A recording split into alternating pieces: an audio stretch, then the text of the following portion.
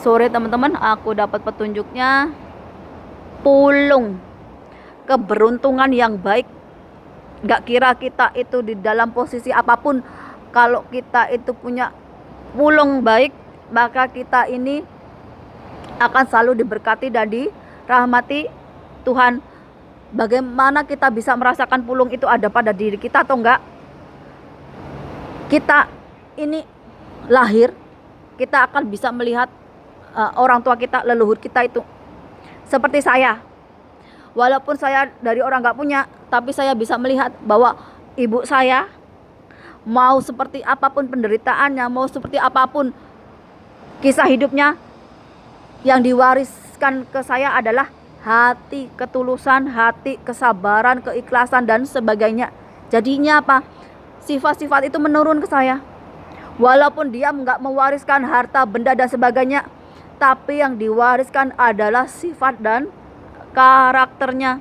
Itu yang saya syukuri.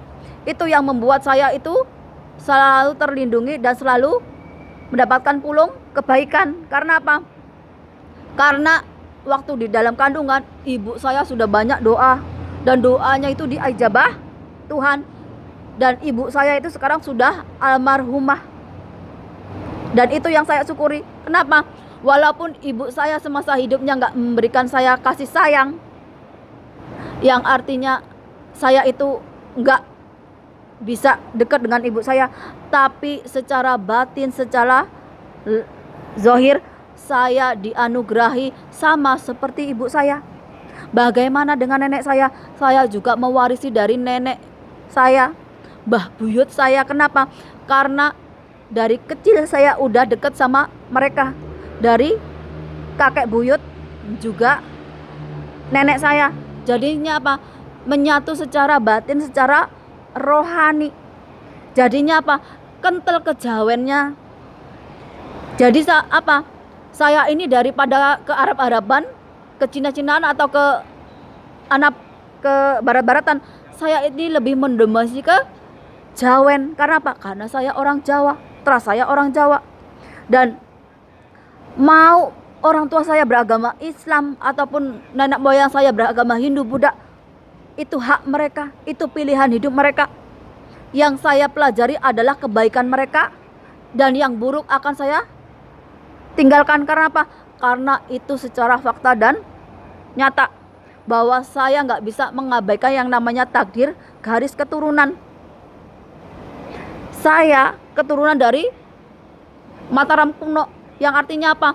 Sebelum ada namanya Mataram, sebelum ada namanya kerajaan ini itu, nenek moyang saya udah ada di situ. Jadi kalau kalian ada yang ceramah-ceramah bilang sing babat alas tanah Jawa itu Syekh Zubakir atau siapapun, kamu salah besar. Nenek moyang saya sebelum ada Islam, sebelum ada Hindu, sebelum ada Buddha, nenek moyang saya udah situ. Mereka penganut animisme, dinamisme. Mereka itu apa? Bertani, berladang. Karena apa? Karena mereka itu meyakini bahwa Tuhan itu bersama mereka. Mereka tinggal mengolah alam ini, dan mereka tinggal menghargai alam. Dengan apa? Dengan memelihara alam, sama seperti memelihara kehidupan mereka. Itu yang diwariskan ke saya. Makanya saya bisa ngerti kenapa di tanah Jawa itu banyak peninggalan Linggayoni. Sama seperti di Thailand, di Myanmar, di Burma, di Kamboja, di India, di Cina dan sebagainya. Kenapa? Karena saya ngerti Linggayoni melambangkan laki-laki dan perempuan, yang artinya menciptakan kehidupan dari generasi ke generasi, turun temurun ini. Tapi kalau laki-lakinya dan perempuannya udah rusak secara moral, secara akhlak, budi pekertinya, yang ada apa? Kehancuran dunia ini.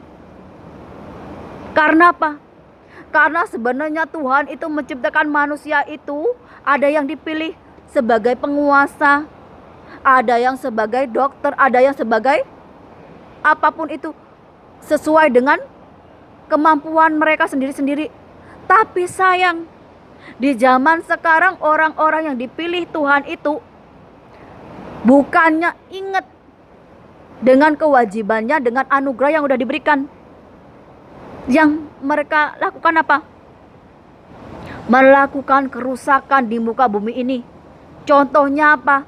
Kekuasaan yang disalahgunakan untuk korupsi, untuk membantu perdagangan narkoba, perdagangan manusia, membantu untuk kriminal-kriminal lainnya. Aku kasih contoh, ada Menteri Pertahanan, ada Angkatan Laut, tapi kenapa pengungsi Rohingya itu bisa keluar masuk seenak jidatnya? Padahal di Hongkong ini yang negara kecil, setiap ada pendatang ilegal aja tahu kapalnya. Lah kok Indonesia itu bisa kecolongan kapal pengungsi Rohingya berkali-kali coba. Apa tugas Menteri Pertahanannya? Apa tugasnya? Angkatan Lautnya sampai kebobolan. Itu baru pengungsi Rohingya loh. Belum kalau musuh-musuh dari negara lain tiba-tiba nyerang Indonesia. Apa enggak mati berdiri? Ini kalau salah pilih pemimpin, salah pilih orang-orang yang berkuasa. Bukannya tambah maju, tapi tambah sengsara. Yang jadi korban siapa? Rakyatnya. Orang-orang atas itu enak, tinggal bagi-bagi jabatan, korupsi berjamaah. Rakyat kecil dikasih apa? Bantuan sembako, kartu sakti, tutup mulut. Biar apa? Biar rakyatnya diem. Kalian bisa bayangkan? Belum ditambah dengan kelakuan rakyatnya sendiri, sehingga berkanginan gak punya pegangan hidup. Gimana mereka mau pegangan hidup? Oh, pemimpinnya, pemerintahannya itu mencontohkan yang gak baik. Bagaimana bisa guru gajinya dicicil, diintimidasi lagi? Itu di Medan, aku udah lihat videonya. Belum dari yang BUMN, ada yang gajinya juga seret. Terus kemana uang-uang negara itu? Kalian giliran kalau mau pemilu, rakyat dijanjikan ini, itu, dan itu. Tapi kalau sudah kepilih, lupa sama janjinya. Kalian tahu nggak? Yang kaya bertambah kaya, yang miskin tambah miskin. Kesenjangan sosial yang jaraknya jauh banget. Ini baru sedikit, belum intimidasi tentang politik, tentang agama. Bagaimana orang mau merayakan Natal aja di persekusi, gak boleh merayakan di rumah. Ini kalian mau jadi bangsa setan apa mau bangsa manusia sih? Kok manusia kelakuannya lebih dari iblis? Perkara merayakan hari Natal aja sampai, ya ampun, dosa apa nenek moyang tanah Jawa dulu sampai anak cucunya sekarang ini udah gak punya hati nurani, udah gak punya akal sehat. Nenek moyang kita itu ngajarin yang baik, Bhinneka Tunggal Ika. Kalian itu boleh berbeda-beda, tapi tetap satu. Bukan jadi perpecahan walaupun beda agama, beda politik dan sebagainya. Mulai dari tanah Jawa sampai ke daratan Cina, mulai dari Myanmar, Thailand, dan negara yang lainnya, itu sama. Energi vibrasinya sama. Meyakini adanya leluhur di setiap tanah mereka. Meyakini secara turun-temurun. Agar apa? Agar mereka itu punya jati diri. Agar mereka tetap punya budaya, adat istiadat. Agar mereka itu hidupnya apa? Tentrem ayem sesuai dengan takdirnya. Bukan kita gak punya jati diri mau jadi bangsa apa coba? Orang Yaman, orang Arab, walaupun di Indonesia tetap mereka itu tanah kelahirannya nenek moyangnya ya di zaman di tanah Arab sana. Jadi kalau dia di Indonesia, ya dia itu harus ikut aturan yang ada di Indonesia, di tanah Jawa. Bukannya malah memprovokasi, menghina bangsa lain untuk kepentingan mereka. Sama orang Cina yang ada di Indonesia, walaupun mereka ganti nama, lahir di Indonesia, mereka tetap anak cucu orang Cina, daratan Cina ini. Mereka juga tetap harus ingat sama leluhurnya yang ada di sini. Begitu juga saya. Saya orang Jawa, walaupun saya berada di sini, saya tetap menghargai leluhur saya. Mendalami ilmu mereka. Baru saya ngerti, oh ternyata nenek moyang saya sampai yang di daratan Cina ini seperti cermin. Bercermin satu sama lain. Kenapa bangsa saya nggak maju-maju, terpuruk, sedangkan di daratan Cina ini mereka tambah maju. Terus bangsa lainnya juga dilihat. Indonesia yang sering ada pemberontakan karena Islam garis keras, Filipina, Mindanao, Islam garis keras, Thailand yang sering ada pemberontakan juga, Islam garis keras. Di Indonesia juga. Ini Islam garis keras ini yang sudah mendarah daging di Indonesia. Kalau cuman kayak Jokowi nggak bakalan mempan. Karena apa? Oh, karena dia ikut dalangnya kok. Indonesia ini mulai dari pemilu setiap apapun rusuh. Karena apa? Karena orangnya bisa dibeli pakai uang. Bisa disuruh rusuh. Bisa disuruh bikin onar. Ini yang kepalanya udah dicuci di, apalagi yang diajarin untuk jadi teroris, untuk jadi bom bunuh diri. Anak kecil itu banyak di pesantren-pesantren, di kampung-kampung itu udah dicuci otaknya menjadi radikal. Udah gak mengenal saudara sebangsanya sendiri. Yang mereka lihat apa? Yang cuma seagamanya. Tapi Tuhan itu menciptakan berbagai bangsa, berbagai agama. Biar apa? Biar indah, biar cantik, biar kalian itu bisa apa? Bisa menyatu.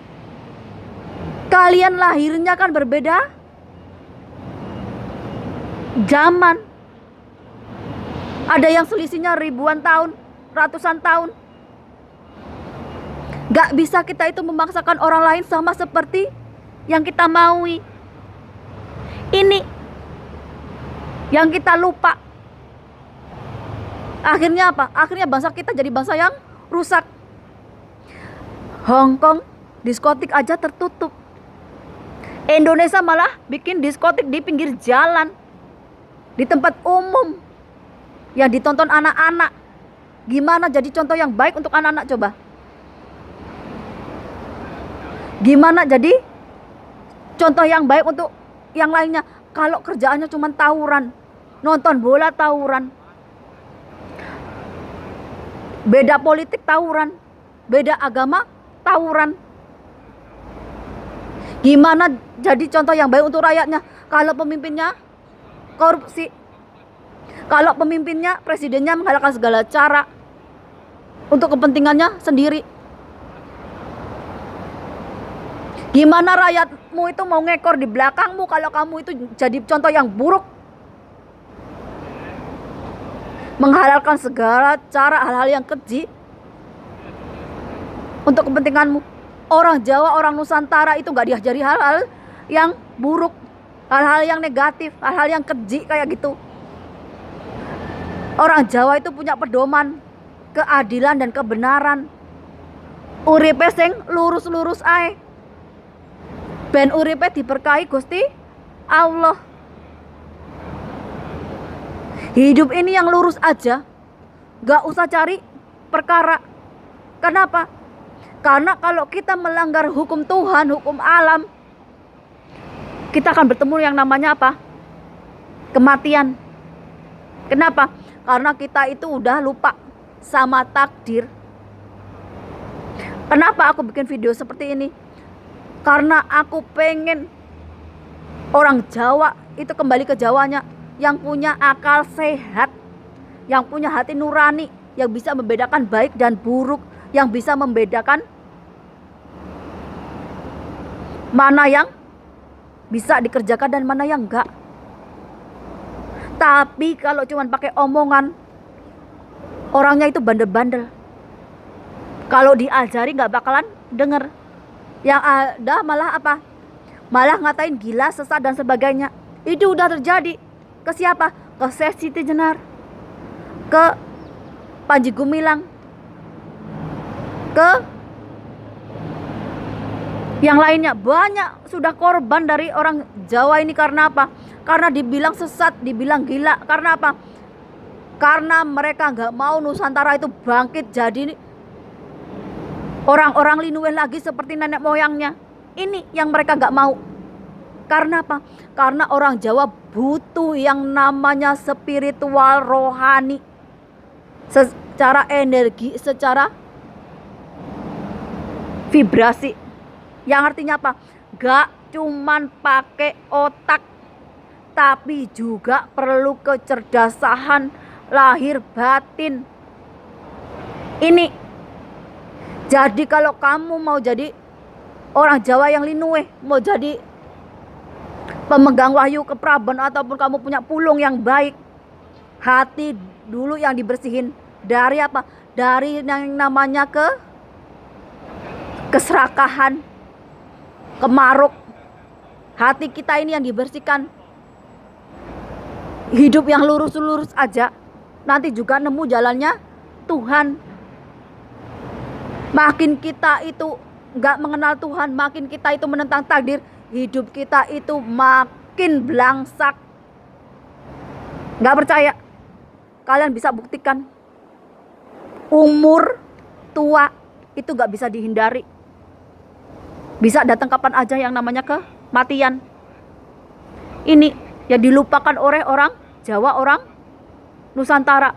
Mau kalian bilang aku menghina orang Jawa, menghina orang Islam, itu memang fakta dan kenyataannya. Itu kenapa negara mereka hancur lebur. Itu karena apa? Ya karena mereka itu udah lupa adat budaya, bagaimana mencintai negerinya sendiri, tanah air mereka sendiri. Itu sama seperti orang Jawa yang keblinger, yang gak mencintai tanah airnya sendiri, adat budayanya sendiri, leluhurnya sendiri, tapi memuja leluhurnya orang lain. Ini orang Arab, orang zaman yang di Indonesia itu punya leluhur sendiri di tanah Arab sana. Kita orang Jawa, orang Nusantara ya punya leluhur sendiri, orang Jawa, orang Nusantara. Makanya kenapa aku bisa ngerti kalau gunung dan dataran lautan itu seperti Linggayoni, itu melambang ke laki-laki dan perempuan yang apa? Yang sudah tercerahkan, yang sudah mencapai titik kesadaran, yang bisa menciptakan kehidupan yang baru. Ya artinya apa? Membina rumah tangga, suami istri yang kelanggengan, anak turunnya dari generasi ke generasi ada. Beda kalau laki-lakinya rusak, perempuannya rusak, menciptakan kehidupan lagi ya generasinya rusak. Ini yang gak diperhatikan oleh para orang pintar itu.